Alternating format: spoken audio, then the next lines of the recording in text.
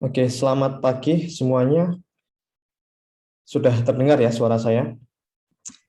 Ya, Pak. Oke. Benar, Pak. Oke, kita langsung mulai saja. Jadi untuk sesi Zoom kali ini kita akan berdiskusi terkait dengan materi kita di week kedua dan week ketiga. Sebelumnya saya sudah upload ya materinya di YouTube. Anda sudah lihat videonya harusnya. Di week kedua kita belajar mengenai data preprocessing, sedangkan di week ketiga kita belajar mengenai regression. Dan memang di 2 minggu sebelumnya kita tidak ada sesi live ya. Jadi tujuan saya untuk mengadakan sesi live pada hari ini, saya ingin berdiskusi ya terkait dengan mungkin ada materi ataupun ada coding ya atau implementasi yang belum Anda pahami terkait dengan data preprocessing sama regression ya. Kita bisa diskusikan ya. Karena kalau hanya melihat video di YouTube, mungkin kalau ada pertanyaan Anda nggak bisa tanya gitu kan ya. Ya, sesi live Zoom kali ini kita gunakan untuk berdiskusi ya terkait dengan materi kita di week kedua dan week ketiga. Namun mungkin saya coba awali dulu dengan tugasnya, penjelasan terkait dengan tugas yang Anda harus kerjakan di week ketiga ya tentang regression ya di untuk prediksi harga rumah di Boston ya, yang ada di Scikit-learn itu. Saya coba share screen dulu. Oke ya, sudah terlihat ya. Nah ini kita coba lihat ya di tugasnya langsung, karena di tugas ini pasti otomatis Anda harus memahami mengenai, oh sorry, bukan ini, yang week ketiga ya. Oke, yang regression. Nah ini. Nah, kalau Anda lihat di tugasnya, harusnya kalau Anda ingin menyelesaikan tugas ini, Anda harus memahami terkait dengan terkait dengan data preprocessing dan juga regression ya. Bentar, ini mouse saya hilang. Oke. Nah, ini. Nah, ini. Jadi, kalau kita lihat di sini, problem yang ingin kita selesaikan adalah kita ingin memprediksi harga rumah ya berdasarkan 13 fitur yang ada di atributnya. Ya, ini atributnya ada 13, CRIM, ZN, Indus, CHAS, NOX ya. Ini penjelasannya bisa Anda lihat di sebelahnya ini. Ya, kita punya 13 fitur ini untuk memprediksi satu nilai, yaitu harga dari rumah. Jadi harga rumahnya ini kita bisa anggap bahwa ini merupakan dependent variabelnya harga rumahnya. Sedangkan independent variabelnya ya ini fiturnya ada 13. Nah, harga rumah ini dipengaruhi oleh 13 fitur ini. Yang harus kita lakukan adalah kita ingin memprediksi ya harga rumah ini berdasarkan 13 fitur ini. Setelah itu kita coba hitung performa model regression kita. Nah, kalau kita lihat di sini kita menggunakan mean square error ya, mean square error dan juga R square untuk menghitung performa dari model regresi kita. Nah, tapi tidak cukup sampai di situ, kita bisa lihat bahwa sebetulnya tiap atribut ini memiliki range yang berbeda. Nah, tiap atribut ini memiliki range yang berbeda ya. Misalnya per capita crime rate by town, mungkin range-nya bisa beda dengan ZN, proportion of residential land zone for lots over 25,000 square feet. Nah, pasti dari tiap atribut ini memiliki range atau jangkauan nilai yang berbeda. Nah, kalau kita lihat, kita bisa menggunakan data preprocessing untuk menstandarisasi semua atribut ini. Anda bisa menggunakan min max scalar, Anda bisa menggunakan standard scalar. Nah, terserah nanti dicoba atau dua-duanya dicoba juga boleh. Kalau normalization kita nggak bisa lakukan ya. Kalau normalization ini biasanya kita gunakan untuk klasifikasi teks ya, karena kita regresi, datanya kita adalah data kuantitatif semua ya. Kita bisa menggunakan min max scalar atau standard scalar. Nah, silakan nanti Anda pilih salah satu. Oke ya. Tapi sebelum itu ya, sebelum kita normalisasi, sebetulnya ada satu langkah yang harus kita lakukan, yaitu kita harus melakukan mendeteksi outlier-nya.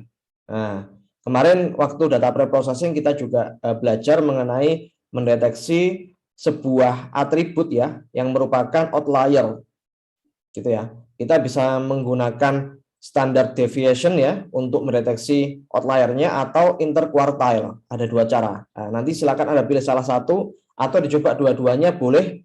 Terus kita bandingkan performa MSI-nya sama R-square-nya itu bagus yang mana. Jadi nanti parameter yang bisa Anda konfigurasikan yang pertama, scaling-nya Anda bisa menggunakan min-max scaler atau standard scaler, dan deteksi outlier-nya Anda bisa menggunakan standard deviation atau interquartile. Nah, itu nanti Anda bisa coba. Ada empat ya, ada 4 parameter yang bisa Anda kombinasikan. Setelah itu kita akan coba ya, kita hitung performanya itu yang paling bagus yang mana. Misalnya yang paling bagus kalau kita menggunakan standard scaler untuk menstandarisasi ya, untuk men-scaling dari tiap atributnya dan menggunakan misalnya menggunakan interquartile untuk mendeteksi outlier-nya. Nah, misalnya itu yang paling bagus ya, nilai MSI-nya. Nah, itu nanti bisa Anda simpulkan di sana. Itu memang butuh itu ya, coba-coba ya. Nah, karena kita menggunakan trend test split ya kemarin ya, untuk membagi antara data training sama data testing, 60% untuk training ya, sisanya 40% untuk testing. Nah, dan kita menggunakan random state-nya itu satu, random state-nya. Jadi nanti nggak usah khawatir kalau kita random, pasti nanti hasil randomnya tetap sama, karena kita state di sini random state-nya sama dengan satu.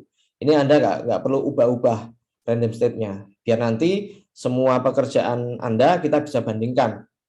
Jadi nanti harusnya MSI-nya sama semua. Nanti kalau Anda coba di notebook Anda masing-masing, harusnya nilainya kalau betul ya sama dengan milik teman Anda. Nah, jadi seperti itu untuk preprocessingnya. Nah, jadi langkah yang harus Anda lakukan pertama, saya kasih clue ya, harus mendeteksi outlier dulu. Setelah kita deteksi outliernya, kita lakukan scaling ya. Nah, bisa pakai min-max atau standard scaler. Setelah itu baru Anda masukkan ke model regresinya. Untuk model regresinya nanti bisa juga Anda menggunakan ini, Anda kombinasikan antara polynomial regression dan linear regression. Misalnya nanti Anda ingin coba selesaikan menggunakan polynomial regression, ya silakan nanti diikuti tahapannya seperti ini. Tapi kalau pakai linear regression saja ya silakan diikuti juga. Seperti ini nanti tahapannya. Nah, kurang lebih seperti itu untuk tugasnya. Nah, ini Anda nanti coba masing-masing di notebook Anda. Nanti besok Selasa kita coba diskusikan bersama ya. Nah, mungkin dari teman-teman ada yang sudah selesai, mungkin sudah dicoba-coba, mungkin bisa sharing mungkin ya. Kalau yang sudah dikerjakan, ada yang sudah dikerjakan, bisa raise hand mungkin, silakan.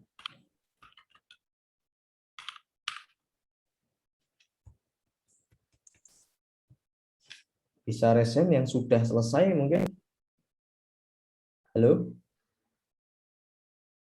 Belum ada yang selesai atau sudah coba ya sampai misalnya sampai untuk mendeteksi outlier mungkin atau normalisasi atau standarisasi mungkin kok normalisasi scaling pakai min max atau pakai standard scaler ya silakan yang sudah coba bisa sharing ya, kita akan diskusi ya, jadi kita ngobrol-ngobrol aja ya terkait dengan materinya. Saya nggak akan menyampaikan materi lagi karena sudah saya sampaikan di YouTube ya. Mungkin bisa ada yang mau didiskusikan atau ditanyakan, silakan ya.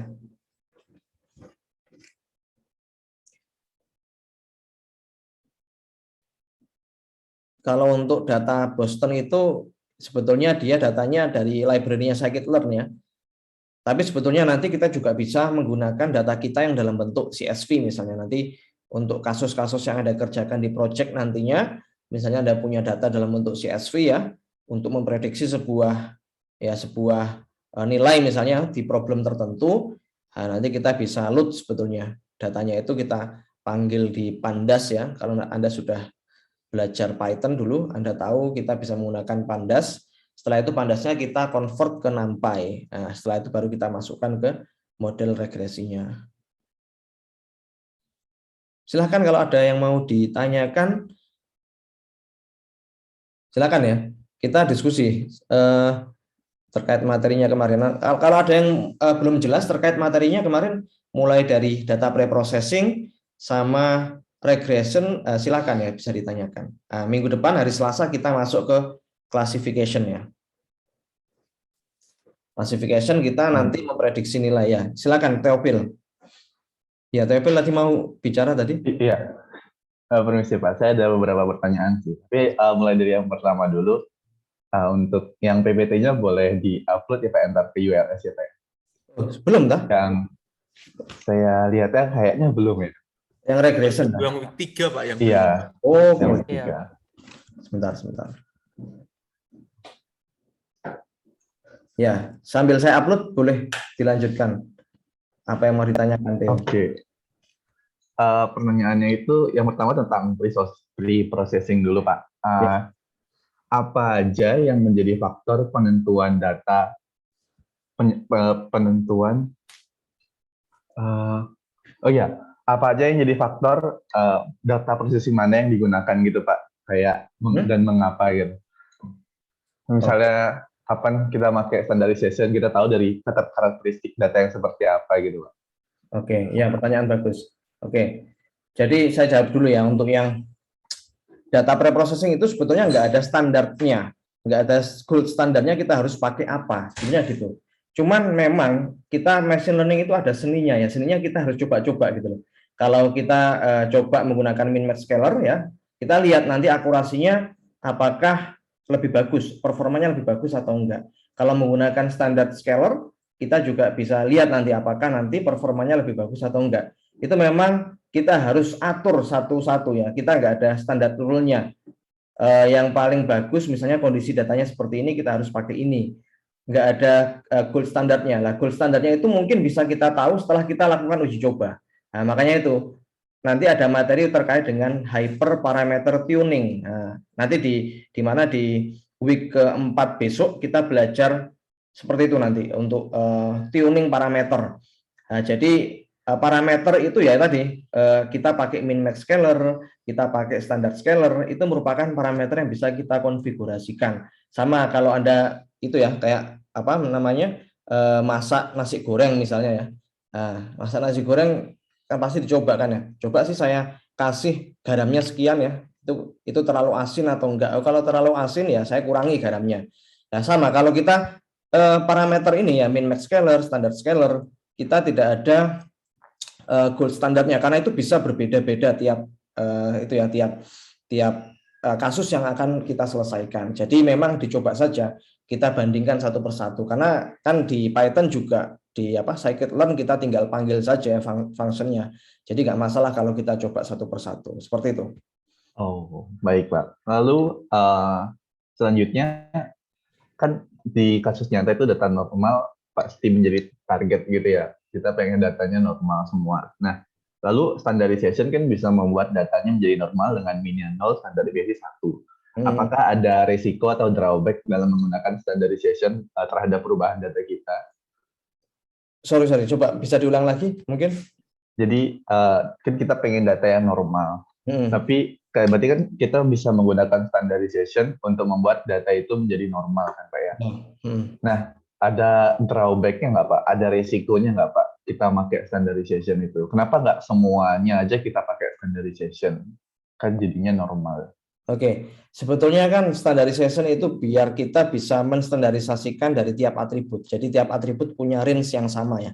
Seperti tadi kita punya 13 atribut, ya otomatis kita ingin menstandarisasi dari tiap atribut itu. Ya, kalau kita bilang drawback-nya nggak ada, malah kita mendapatkan sisi positif.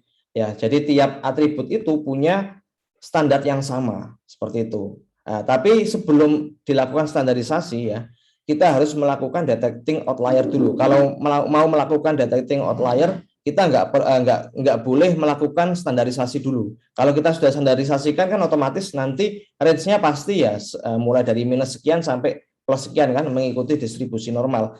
Tapi sebelum kita melakukan standarisasi, kita harus mendeteksi outlier-nya dulu.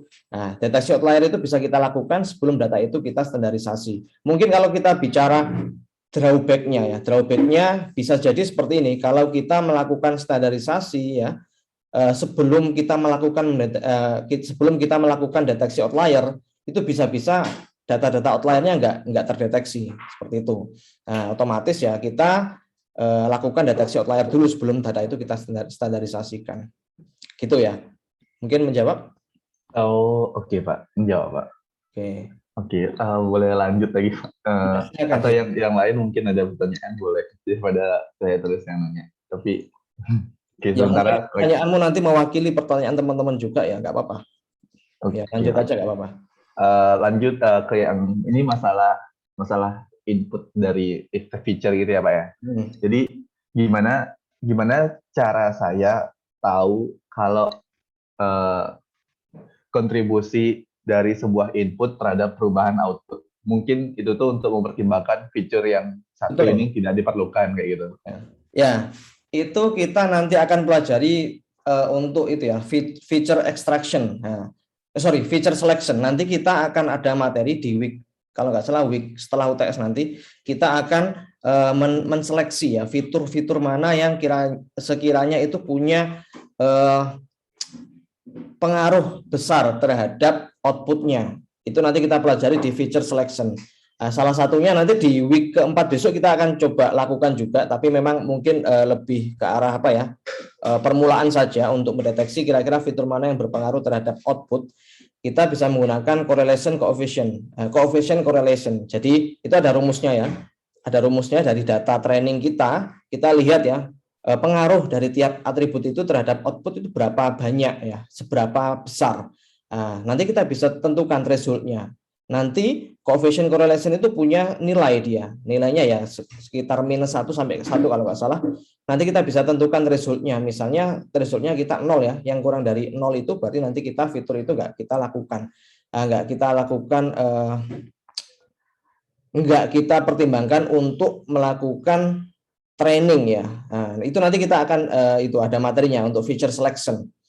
Itu nanti ada materinya. Ya mungkin nanti sebetulnya ya dari 13 fitur itu yang kita deteksi dari permasalahan yang ada di tugas, itu mungkin ada beberapa fitur yang tidak punya pengaruh besar terhadap outputnya. Nah, itu kita bisa seleksi. Nah, kita bisa keluarkan ya fitur-fitur tersebut, nggak kita lakukan pertimbangan untuk fitur tersebut. Ya otomatis kalau kita melakukan feature selection, kita bisa menghemat resource kita. Nah, kita bisa menghemat computing time dari model kita. Itu nanti kita akan pelajari feature selection di week setelah UTS ya. Nanti kita akan pelajari. Dan di week 4 besok kita juga akan belajar mengenai coefficient correlation. Itu salah satu perhitungan untuk menghitung korelasi antara tiap fitur dengan outputnya. Nah, untuk klasifikasi ya. Nanti di week 4 kita akan coba bahas ya. Begitu, Theo. Oh, iya, baik Pak. Terima kasih atas jawabannya. Oke. Lalu yang lanjut ke bagian regression model Pak ya. Ya. Sebenarnya saya masih belum mengerti sih tentang penjelasannya R kuadrat itu Pak. R2 itu ya Pak. R square ya. R square-nya itu iya. Jadi kayak boleh dijelaskan nggak, misalnya ada contoh nilai 0,7, ada contoh nilai 0,7 berarti maksudnya 70% dari Y itu bisa diterangkan oleh X gitu Pak ya maksudnya. Ya, betul. Saya coba share screen dulu ya. Ini ya. Iya, Pak.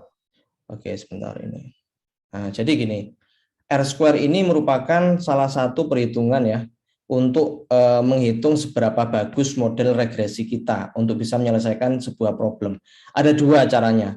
Linear regression evaluation itu kita bisa menggunakan MSE atau R square. Nah, jadi seperti ini. Kalau nanti model kita ya, kita tahu ya, linear regression itu pasti nanti garisnya itu garis lurus kayak gini ya. Dia nggak kayak kurva ya. Kalau bentuknya kurva itu kita masuk ke polynomial regression problem. Kalau yang linear regression problem ini kita membuat sebuah garis lurus seperti ini, dan garis ini nanti akan memprediksi ya nilai dari tiap observasi gitu ya. Jadi ini Y hat itu merupakan fungsi prediksinya. Untuk memprediksi apa? Untuk memprediksi nilai output Y ini. Dan memang ya kita tahu tidak selalu model regresi kita itu fit dengan outputnya. Karena kita bicaranya linear regression ya. Nanti kalau kita sudah bicara mengenai non-linear regression, itu kita bisa selesaikan menggunakan artificial neural network. Tapi sebelum itu kita bahas dulu yang linear regression. Nah, linear regression ini seperti ini, kita menarik garis lurus ya. Nah, kita mulai dari yang MSI dulu ya. MSE itu kita cari ya, kita menghitung gap antara output value dengan predicted value-nya. Nah, kita kurangi gap-nya, terus kita kuadratkan dan kita bagi dengan M, jumlah observasinya. Kita jumlahkan dulu, terus kita bagi dengan M. Kalau R square ini ya, R square ini rumusnya SSR dibagi dengan SST. Apa itu SSR ya? SSR ini sum of square regression ya. Kalau SST sum of square total. Nah, kita bisa lihat SSR itu apa? SSR itu ini. Jadi dia gap antara predicted value dengan mean value dari observasinya. Nah, Y bar ini ya, Y bar itu merupakan nilai min dari ini, dari tiap output value-nya. Kita hitung min-nya, min rata-rata ya, kita jumlahkan semua terus kita bagi dengan M. M itu ya jumlah observasi kita. Nah, kita sebut sebagai Y bar. Nah, SSR ini merupakan gap antara predicted value dengan mean value-nya. Kita kuadratkan terus kita jumlahkan. Sedangkan kalau SST itu gap antara mean value ya, mean value dengan observed value. Nah, nilai outputnya kita hitung ya, kita hitung terus kita kuadratkan dan kita jumlahkan. Sedangkan kalau R square ini itu merupakan pembagian antara SSR. Nah, SSR itu apa ini? SSR dibagi dengan SST. Jadi kita bisa sebut sebagai coefficient of determination itu adalah merupakan sebuah porsi ya, porsi dari total variation yang bisa dijelaskan oleh dependent variable Y ya, yang total variation di dependent variable Y yang bisa dijelaskan oleh variation itu variance ya, di independent variable X. Atau kalau kita coba lihat gambarnya ya ini, yang kita hitung adalah proporsi antara SSR dibagi dengan SST. Ininya berapa persen? Nah, ininya berapa persen sih dia? Berapa persen? Nah, kalau mendekati 1 ya, berarti otomatis model kita bisa memprediksi output value-nya dengan sangat akurat. Nah, kalau antara 0 sampai 1 ya, jadi dia ya ya antara itu ya bisa akurat ya, tapi nggak 100% keakuratannya. Kalau 0 ya, kalau 0 ini berarti dia ya benar-benar model regresi kita tidak cocok untuk menyelesaikan problem tersebut, karena problem yang kita selesaikan itu bukan nggak cocok kalau kita selesaikan menggunakan linear regression. Mungkin bisa kita selesaikan menggunakan polynomial regression atau non linear regression. Jadi intinya kalau bilang R square itu apa? R square itu proporsi nih. SSR-nya berapa persen sih? Nah, SSR-nya ini berapa persen? Kalau nanti ya, kalau misalnya model kita, saya coba gambarkan ya. Misalnya ini kan kita punya satu atribut ya, X ya. Atributnya cuma satu ya. Misalnya model kita seperti ini. Sebentar. Kita misalnya punya model seperti ini. Seperti ini ya misalnya. Nah, seperti ini. Nah, kita bisa lihat ya, SSR-nya ya. Jadi kan otomatis SSR-nya kan sekarang bukan ini ya. Ini ya, SR-nya kan sekarang ini. Nah, SSR-nya kan ini ya, SSI tambah SSR ya. Coba saya gambarkan aja deh. Jadi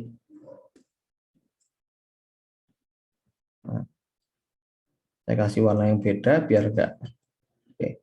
Jadi ini kan kita bisa sebut garis merah ini sekarang menjadi SSR kan ya. Nah, SST-nya tetap di sini. SST-nya juga ini, garis ini. Nah, kalau kita lihat ini dibagi ini ya satu kan, berarti model kita ini ya, regresi model kita ini memang bisa memprediksi dengan bagus. Nah, jadi proporsi SSR-nya dibagi dengan SST mendekati nilai 1.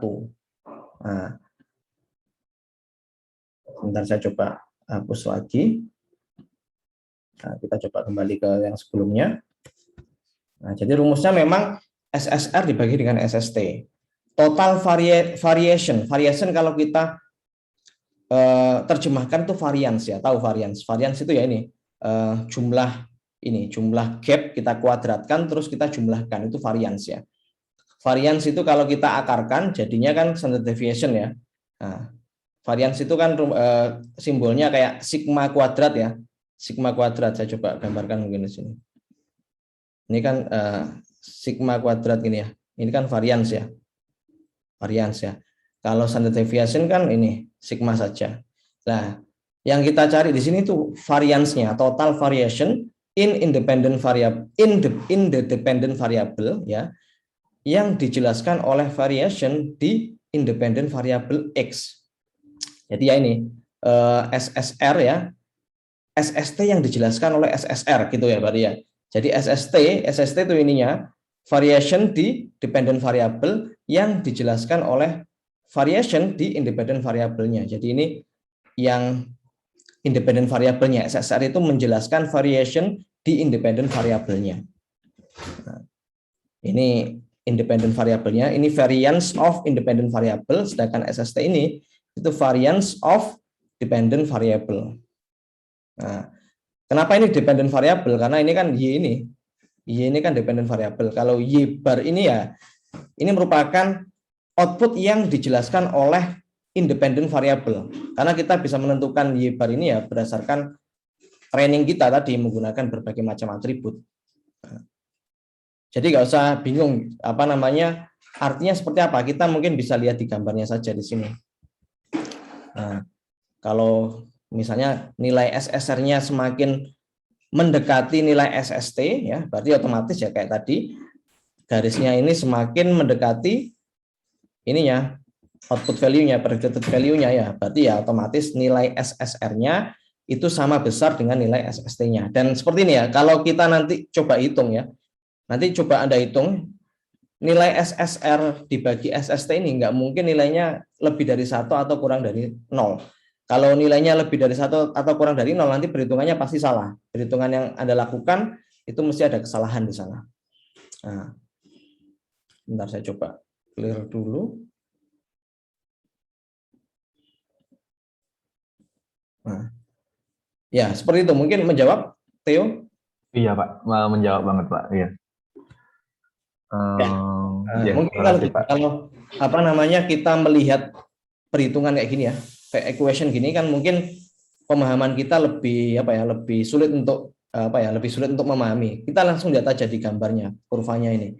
Coba sih kalau nilai SSR itu besar ya, berarti otomatis kan dia akan kurva yang kita prediksi, yang kita buat dari model regresi kita itu semakin mendekati dengan output value-nya. Nah, otomatis ya nilai SSR-nya akan sama dengan nilai SST-nya.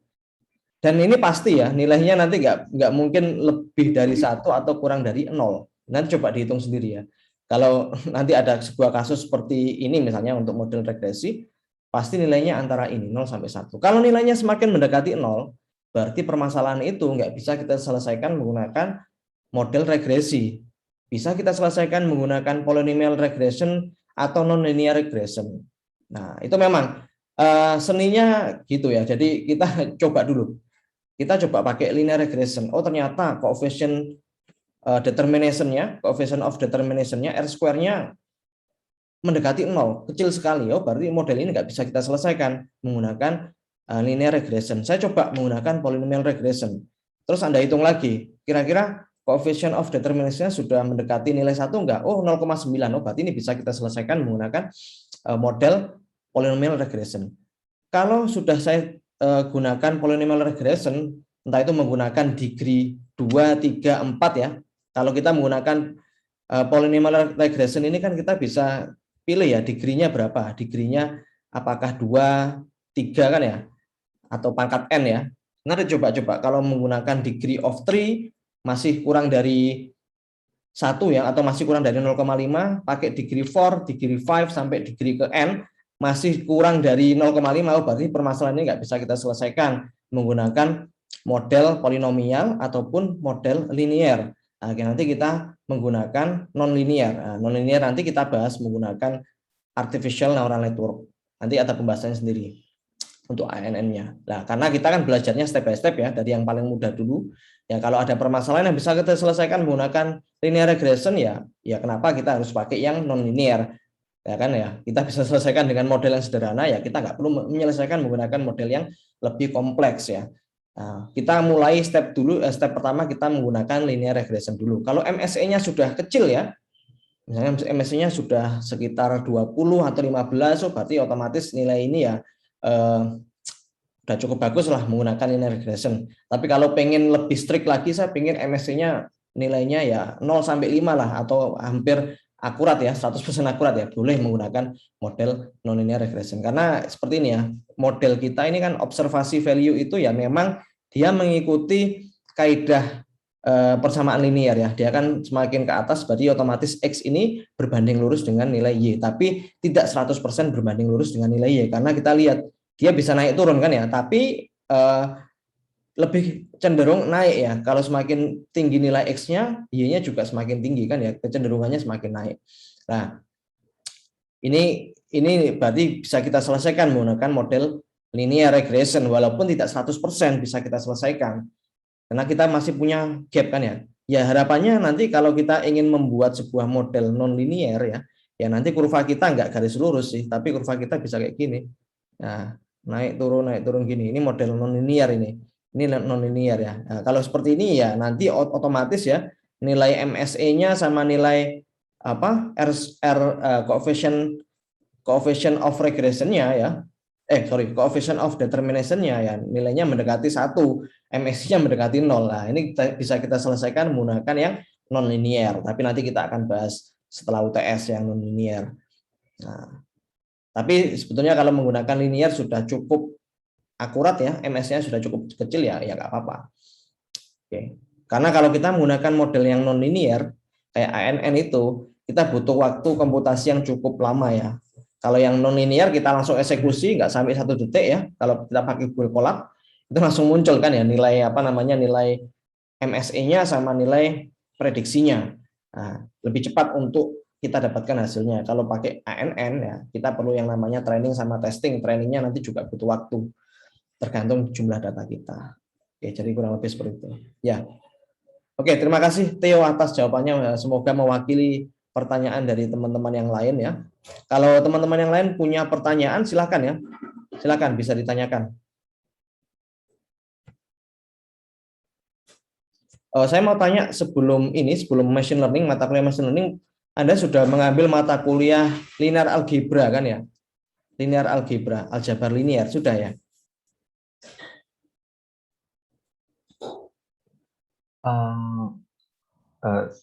Kata ya teman-teman gimana ya? Kayaknya linear algebra itu udah jadi satu sama matematika mungkin ya Pak dulu ya. Oh gitu. Kan kalau nggak salah matematika sama matematika yang lama Pak. Oke, waktu matematika dulu belajar matriks nggak ya? Matriks, tahu matriks? Belajar ya? Perkalian matriks ya, terus eigenvalue sama eigenvector sudah belajar ya. Terus transpose, matriks transpose itu semuanya sudah belajar kan ya? Itu kayaknya jadi basicnya dari machine learning. Kalau Anda paham tentang matriks ya, kalau nanti belajar machine learning nggak cukup sulit ya, karena sudah punya basic knowledge terkait dengan matriks ya. Karena nanti data kita pasti dalam bentuk matriks ya, 2 dimensi. Kalau untuk regression kita punya sebuah table ya, punya kolom sama punya row, kita punya target ya, kita punya data juga. Nah, kita bisa hitung nanti, kita bisa representasikan dalam bentuk matriks ya, menggunakan NumPy. Oke, ya. Silakan kalau ada pertanyaan lagi dari teman-teman yang lain.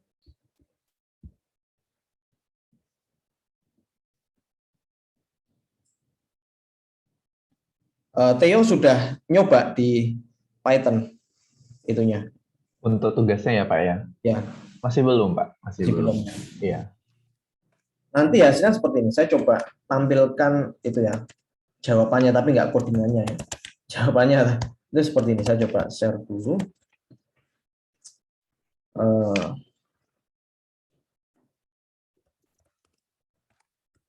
Saya itu deadline-nya hari Selasa besok ya.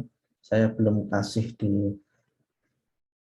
ULS-nya. Saya coba kasih dulu assignment tugas week ketiga. Tugas week 3. Deadline-nya hari Selasa besok tanggal 31 ya.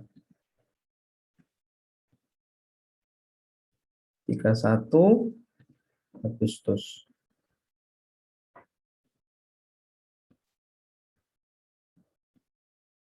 Pukul 23. Kita kuliah jam itu ya, 9.45, jadi saya kasih deadline jam 9 aja. Oke, nah saya coba lihatkan untuk model regresi saya ya, output dari model regresi saya. Itu saya masih mencoba itu sih, detecting outlier-nya saya pakai yang standard deviation Terus untuk preprocessingnya saya pakai standard scaler ya. Itu sebetulnya bisa nanti dicoba-coba pakai min max scaler. Terus untuk detecting outlier-nya bisa juga dicoba yang interquartile. Nah, oke. Nah, karena kita tadi punya 13 fitur ya. Kita punya 13 fitur. Bentar, saya coba.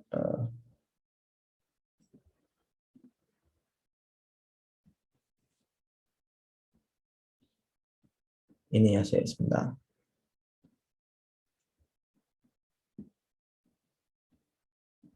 Nah, kita punya 13 fitur. Jadi nanti pasti kita punya interceptnya 1 ya. Interceptnya 1, koefisiennya ada 13. 1, 2, 3, 4, 5, 6, 7, 8, 9, 10, 11, 12, 13 ya. Ya ini merupakan nilai beta nolnya, ini beta 1, ini beta 2, beta 3 sampai beta ke 13. Nah, ini nilai intercept sama koefisiennya. Kalau sudah nanti Anda terapkan untuk model regresinya. Nah, setelah itu nanti untuk MSE-nya, ya ini MSE-nya saya dapat sekitar ini ya, sekitar 20 ya. Ya sudah cukup bagus lah 20 ya mean square error-nya. Jadi rata-rata error ya, rata-rata error antara output value dengan predicted value-nya itu sekitar 20 ya. Untuk R square-nya ya, R square-nya ternyata masih 0,6 ya. Enggak cukup bagus ya. Ini nanti bisa dicoba-coba lagi sih. Pakai yang apa namanya? Pakai yang deteksi outlier-nya, nanti pakai yang interquartile misalnya, sama preprocessnya pakai yang min max. Atau mungkin bisa dicoba untuk yang polynomial regression ya. Nah, itu mungkin nanti bisa dapat nilai R yang di atas ini ya. Tapi MS-nya sekian ya. Sudah cukup bagus sih sebenarnya. Tapi nanti bisa diperbaiki lagi. Setelah itu untuk ininya, untuk ya, untuk kurvanya ya. Ini kurvanya agak itu. Sebentar. Karena kita dimensinya ada 13 ya.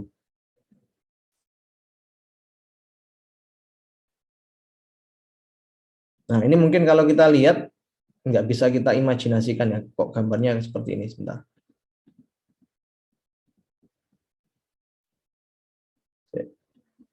Saya coba new share lagi. Nah, ini kenapa kok gambarnya kayak gini ya? Karena kita punya 13 fitur ya. Kita punya 13 dimensi fitur untuk memprediksi satu nilai output. Kalau kita lihat ini ya nggak bisa kita imajinasikan sih, karena kalau mungkin kita bisa imajinasikan kalau kita punya maksimal dua dimensi fitur ya. Kan ada sumbu X sama sumbu Y sama sumbu Z misalnya. X sama Z-nya itu fitur misalnya. Y-nya itu outputnya. Tapi kalau kita punya 13 fitur ya kayak gini. Bulat ya gambarnya di dalam ini. Ini kayak multidimensional. Nah, kalau kita imajinasikan agak sulit ya. Tapi ya ini seperti ini untuk kurvanya. Oke, terus sebentar, untuk tadi kita sudah MSE-nya sama R square-nya sudah ketemu. Nah, terus untuk ininya, untuk datasetnya ya. Datasetnya itu ada, oke, mungkin gini, saya coba share dulu lagi.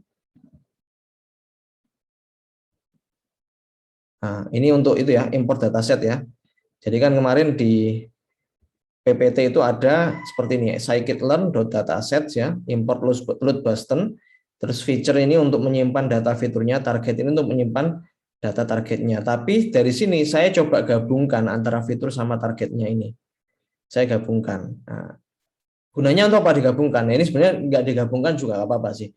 Saya cuma itu aja, menggabungkan antara fitur sama target. Kalau saya ambil langsung dari Buster ini, ternyata Buster ini bukan variabel NumPy ya. Kita nggak bisa dapat, misalnya NumPy kan kita bisa lihat atau kita bisa dapatkan, misalnya pengen kolom tertentu saja yang mau diambil, itu tinggal pakai square bracket terus titik 2, apa gitu kan ya.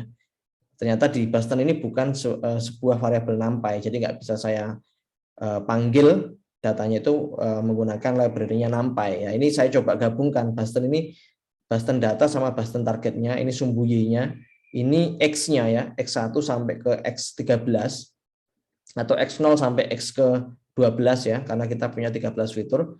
Saya coba gabungkan antara dataset sama targetnya ini. Target sama fiturnya ini saya gabungkan menjadi variabel dataset. Ini hanya itu aja sih. Saya pengen menggabungkan aja, kalau nggak digabungkan juga nggak apa-apa. Ini cuma itu aja. Nah, kita bisa lihat di sini. Dimensi dari dataset kita itu 506. 506 itu jumlah datanya. Jumlah row-nya. 14 ini jumlah kolomnya. Kolomnya kok 14? Bukannya 13 tadi fiturnya ya. Karena kolom yang terakhir itu merupakan targetnya. Karena saya di sini kan saya gabungkan ya. Pakai concatenate ya. Feature sama targetnya saya gabungkan pakai aksis sama dengan 1. Apa aksis sama dengan 1? Yang kita gabungkan adalah kolomnya. Kalau aksisnya 0, kita gabungkan row-nya. Nah, di sini kita punya np.receive target ya, karena target ini bentuknya kan vektor ya, karena dia hanya menyimpan tiap row dia hanya menyimpan satu variabel saja. Karena kita punya 506 row, otomatis target ini ya bentuknya vektor atau matriks satu dimensi. Kalau kita ingin gabungkan ya concatenate, kita nggak bisa mengconcatenate matriks dengan vektor. Harusnya kita bisa mengconcatenate matriks dengan matriks ya, otomatis target ini saya harus ubah menjadi matriks. Nah, matriksnya ya jadi 506,1 ini untuk menjadikan target menjadi sebuah matriks satu dimensi. Oke. Ini opsional ya, ini bisa dilakukan, bisa enggak, nanti tergantung. Kalau codingan Anda ingin enggak perlu digabungkan juga enggak masalah sih. Saya gabungkan tujuannya ini sih sebetulnya. Tujuannya biar, sebentar saya coba share lagi yang sini. Saya gabungkan agar nanti saya bisa menseleksi fitur menggunakan standard scalar. Kalau standard scalar misalnya ya, misalnya kita punya 13 fitur ya. Kita punya 13 fitur. Misalnya ada satu fitur ya, satu fitur yang salah satu row-nya ya, dia termasuk outlier ya, otomatis satu row itu kita anggap outlier kan ya. Atau misalnya kita gambarkan seperti ini misalnya di Excel misalnya ya. Kita punya 13 fitur, salah satu fitur ada yang outlier. Ya, berarti satu row itu, satu dataset itu kita hapus ya. Sebentar. Saya coba buka Excel dulu biar lebih mudah untuk membayangkannya ya. Jadi sebentar, saya coba share screen lagi.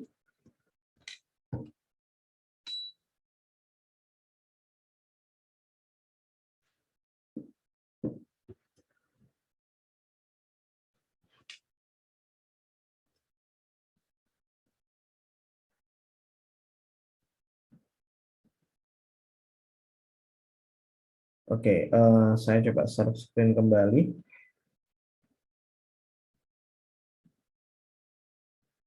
Oke, nah misalnya tadi kita punya 13 fitur ya. Jadi 1, 2, atau kita mulai dari 0 aja deh. 0, 1, 2, 3.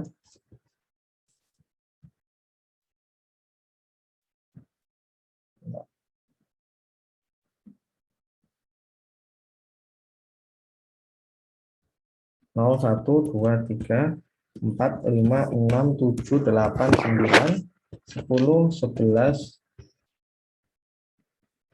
11, dan 12.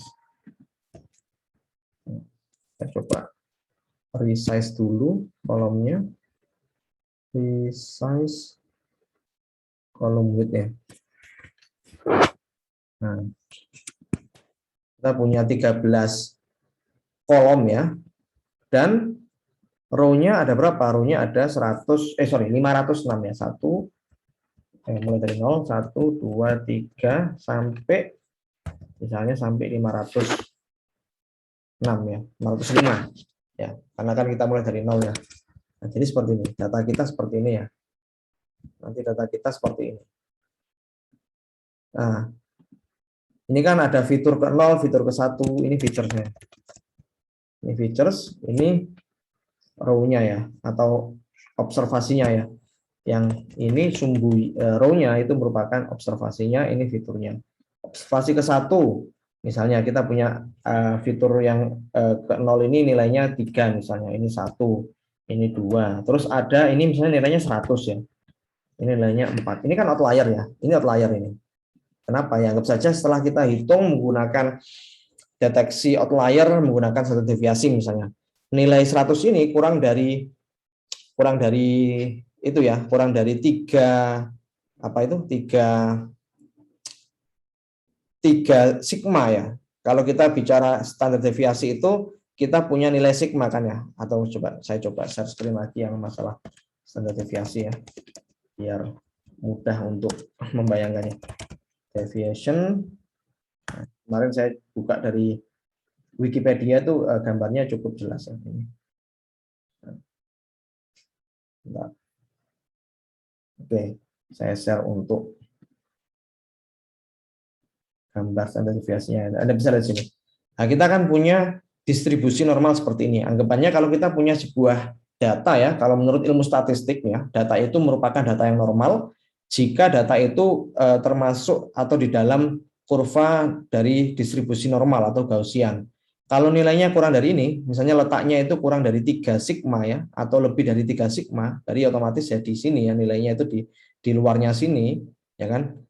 Nilai sebuah atribut itu kurang dari 3 sigma, kurang dari -3 dikalikan dengan sigma atau standar deviasinya, atau lebih dari nilai atribut itu lebih dari 3 sigma atau 3 standar deviasi dari distribusi normalnya, ya otomatis kita bisa deteksi bahwa kita bisa asumsikan ya bahwa data itu merupakan data outlier.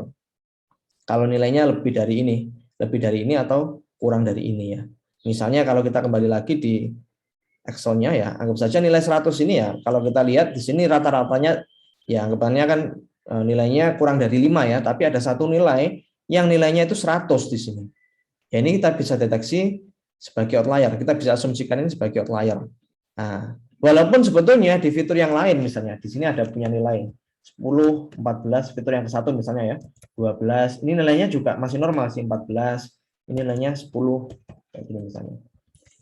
Memang yang di fitur yang satu ini bukan outlier dia ya, ini bukan outlier kan ya, untuk fitur yang satu, untuk row yang data observasi yang ketiga, dia yang outlier hanyalah fitur yang ke-0.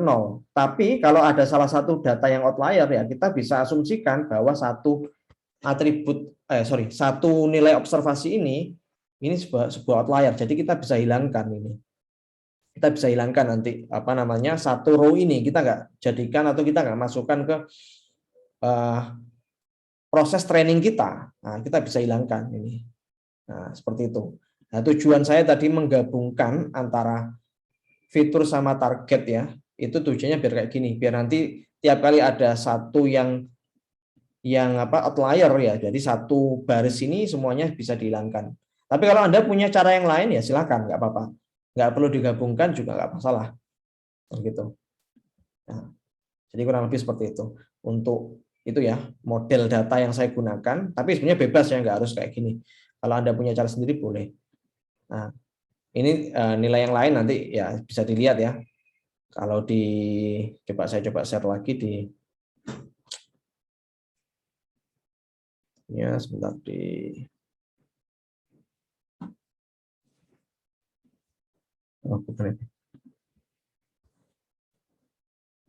ini kan data kita tadi ya. Nah, kalau kita coba print misalnya di sini, kita coba print ya. Misalnya print dataset ya. Jadi kita ingin tahu semua isi dari dataset Boston ini ya.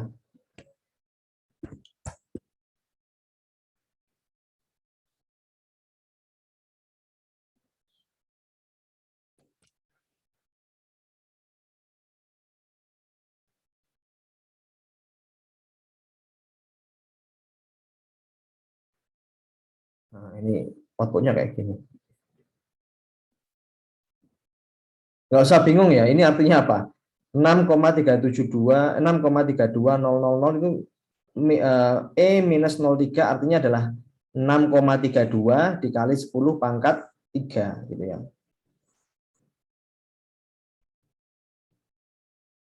Ya gitu ya. Jadi kurang lebih seperti itu untuk bentuk datasetnya.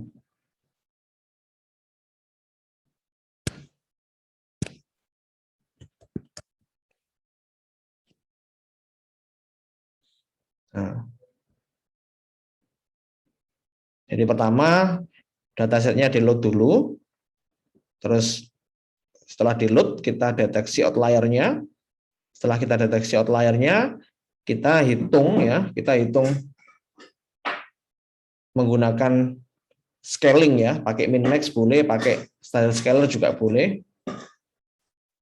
Terus ya seperti itu ya nanti untuk model datanya ya, atau model proses untuk melakukan regresinya. Oke, mungkin sampai sini ada pertanyaan lagi, silakan. Permisi Pak, saya mau bertanya. Ya silakan. Mas, untuk misalnya kasus Boston ini, polinomialnya itu maksudnya gimana ya Pak ya? Yang mana X kuadrat? Maksudnya kalau misalnya kita menyelesaikan pakai polinomial gitu, kira-kira bisa nggak Pak? Dan apa X kuadratnya? Bisa, sebentar saya coba share screen dulu ya untuk yang polynomial regression ya. Iya Pak. Karena saya masih belum mengerti kayak, misalnya feature 1 yang nggak pakai kuadrat, feature 2 itu yang menggunakan kuadrat, seperti itu. Sebentar. Tadi PPT saya di mana?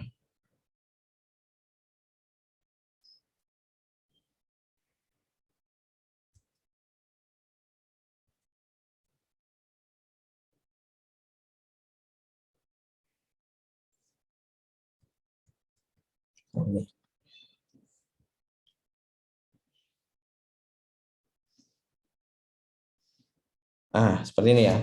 Mungkin yang ditanyakan tadi maksudnya X-nya ini, X1-nya yang mana gitu ya. Terus S2-nya yang mana gitu ya. Gitu ya. Jadi gini, ini karena kita satu dimensi ya. Kalau yang di PPT ini kan satu dimensi. Dalam artian X ini ya, X ini merupakan independent variabel yang menentukan nilai output Y-nya. Karena kita bekerja dalam satu dimensi di sini ya. Jadi untuk memprediksi rumah misalnya hanya berdasarkan luas rumahnya. Tapi sebetulnya kalau kita punya banyak fitur ya, bukan cuman fitur dari luas tanah saja, misalnya juga ada jarak dari rumah itu ke kota, jadi otomatis kita punya X2 kan ya. Jadi untuk semua nilai ininya, untuk semua nilai X-nya itu, nanti kita akan generate polynomial regression-nya. Jadi bukan cuma X1-nya saja yang punya nilai X, X kuadrat sama XN. Nilai X2-nya ya, itu juga punya nilai X, X kuadrat sama XN. Jadi kalau kita coba lihat di sini contohnya, nanti CRIM ini ya dia punya nilai CRIM kuadrat sama CRIM pangkat ke N. Sama dengan ZN-nya juga. Nah, kalau polynomial regression otomatis kan dimensi kita semakin banyak sebetulnya ya. Itu ada plus minusnya sih. Nah, kalau plusnya sih mungkin kita bisa memprediksi dengan lebih bagus ya kalau memang jumlah degree-nya itu betul. Misalnya nanti degree-nya cuma 2 ya. Kalau cuma 2 kan berarti nilai dari tiap ininya, dari tiap CRIM ini ya, dari tiap fiturnya itu kita generate nilai ininya sendiri, CRIM sama CRIM kuadrat misalnya. ZN sama ZN kuadrat. Indus dan indus kuadrat. Kita punya 2 kali jumlah fitur yang semula 13 menjadi 26 ya. Tapi ada kelemahannya sih sebetulnya. Itu ada yang istilahnya itu curse of dimensionality. Jadi dimensinya sangat banyak sekali ya. Ya, kalau dimensinya sangat banyak ya, kita kembali lagi. Sebetulnya sih kalau kita menggunakan polynomial regression tidak 100% bisa menyelesaikan masalah. Bisa jadi menjadi masalah yang baru karena kita punya dimensi yang lebih banyak ya. Kalau dimensinya lebih banyak ya otomatis waktu komputasinya akan lebih lama dan mungkin ada beberapa atribut atau fitur ini yang dia nggak punya relasi polinomial dengan outputnya. Jadi maksudnya CRIM ini mungkin dia linear dengan outputnya, tapi yang CHAS ini dia polinomial. Nah, sebetulnya kan yang CRIM ini nggak perlu kita masukkan ke polinomial, cuman CHAS saja kan ya. Nah, itu bisa kita atur itunya ya, parameternya di scikit-learn ya. Memang di PPT ini nggak dijelaskan sih, yang kemarin itu kan kita cuman pakai ini ya, generating polynomial features degree-nya 2 include bias sama dengan false ya. Tapi sebetulnya ini kita nanti coba dilihat ya, saya juga nggak hafal ya untuk parameter yang ada di scikit-learn, yang ada di fungsi polynomial features ini, sebetulnya di dalamnya ini kita bisa tambahkan parameter yang lain sebetulnya untuk misalnya hanya fitur tertentu saja yang mau kita generate nilai polinomialnya. Misalnya yang hanya CRIM saja yang mau kita jadikan polinomial, yang selain ini tetap regression, nilai regression saja boleh. Bisa kayak gitu sebetulnya. Cuman ya gitu, kita kembali lagi. Ini kan machine learning ya, memang kita nggak bisa menentukan di awal bahwa ini bisa kita selesaikan menggunakan polinomial. Ini bisa kita selesaikan menggunakan linear. Ya, kita harus coba. Ya, kita harus kombinasikan berbagai macam parameter tadi, kira-kira yang bisa menghasilkan mean square error yang paling rendah dan R square yang paling tinggi mendekati 1, itu yang parameter yang seperti apa, kombinasi parameter yang seperti apa. Nah, itu seninya di machine learning itu ya, mencoba-coba kayak gitu. Nah, jadi kurang lebih seperti itu ya. Kalau Anda tahu ya, sebetulnya kalau ada lomba-lomba di AI ya, data science, terus ada lomba di machine learning, semuanya itu ya di sini dia mengatur parameter yang cocok itu yang mana. Nah, ya, semakin banyak nanti Anda punya pengalaman dalam menyelesaikan masalah, mungkin Anda punya knowledge tersendiri, bisa melihat ya, walaupun Anda belum mencoba untuk melakukan regresi atau klasifikasi misalnya, tapi sebelumnya Anda sudah pernah mencoba di kasus yang sama. Nah, sepertinya kalau kasus seperti ini, Anda punya prior knowledge ya, knowledge awal, ini kayaknya lebih cocok kita selesaikan menggunakan polinomial. Nah, kita nggak bisa ngomong kok kenapa kok gitu ya. Kalau berdasarkan pengalaman saya sih seperti itu. Nah, jadi kurang lebih seperti itu. Jadi mungkin pertanyaan dari Theo tadi ya, bisa kamu coba generate polinomial features-nya hanya di fitur tertentu saja. Kalau yang di sini memang karena kita punya itu ya, punya satu fitur saja ya, satu atribut ya. Terus kita setting degree sama dengan 2. Sebetulnya di polynomial features ini, di fungsi ini di scikit-learn ya. Ini kan miliknya scikit-learn ya. Polynomial features ini miliknya scikit-learn ya. Mana tadi? Polynomial features ini ya. Preprocessing, import polynomial features ini kan miliknya scikit-learn. Nanti coba dilihat di parameternya. Kamu bisa nanti mengubah-ubah parameter ini. Misalnya pengen atribut tertentu saja yang mau dijadikan polinomial, fitur polinomial. Nah, itu sebenarnya kayaknya bisa sih. Saya belum coba analisis ya, tapi nanti coba dilihat di mana di library-nya scikit-learn. Apakah bisa hanya menselect atau memilih beberapa fitur saja untuk dijadikan polinomial features ya. Nah, seperti itu. Oke, mungkin seperti itu sama Theo ya, ya. Pak. Ya. Baik, saya boleh nanya lagi 2 pertanyaan singkat, Pak. Ya, yang itu polinomial feature degree sama dengan 2 itu sesuai dengan polinomial yang kita generate ya? Kalau degree sama dengan 2 berarti maksimal X kuadrat ya. X kuadrat. Kalau 3 ya X pangkat 3. Kalau kan X pangkat 2 berarti bentuknya kayak kurva melengkung ke atas atau melengkung ke bawah. Kalau kita hanya punya satu fitur. Kalau banyak fitur ya kayak tadi gambarnya nggak bisa kita imajinasikan. Ya. Oke, terus Pak. Lalu lagi satu itu untuk tugasnya ntar apakah perlu dibuat laporan deskriptif analisis gitu mengenai hasilnya kita atau langsung dari codingnya aja, Pak? Langsung dari codingnya saja, atau mungkin kamu bisa tuliskan di ini ya, di kan bisa kita bikin teks ya di sini ya. Kamu bikin teksnya saja di sini, misalnya codingan ini hasilnya yang paling bawah misalnya kan ya. Kamu bisa kasih kesimpulan di bawahnya di sini. Tuliskan kesimpulannya saja pakai teks di sini. Oke, berarti kumpulnya bentuk IPYNB ini, Pak? IPYNB ya, bentuk notebook aja yang dikumpulkan ya. Baik, Pak. Oke ya. Oke, saya kira waktunya sudah 1 jam ya. Nggak perlu mengisi presensi ya, karena presensinya ya sudah kemarin. Kan 2 SKS-nya kemarin melalui video, 1 SKS-nya melalui live Zoom ini ya. Jadi saya kira sudah cukup ya. Kalau masih ada pertanyaan, nanti bisa didiskusikan di grup Telegram. Ini pertemuan kita hari ini saya record ya, nanti saya share di Telegram ya untuk linknya. Oke, saya kira cukup. Terima kasih atas kehadiran Anda semua. Saya akhiri untuk pertemuan kita hari ini. Selamat pagi. Terima kasih.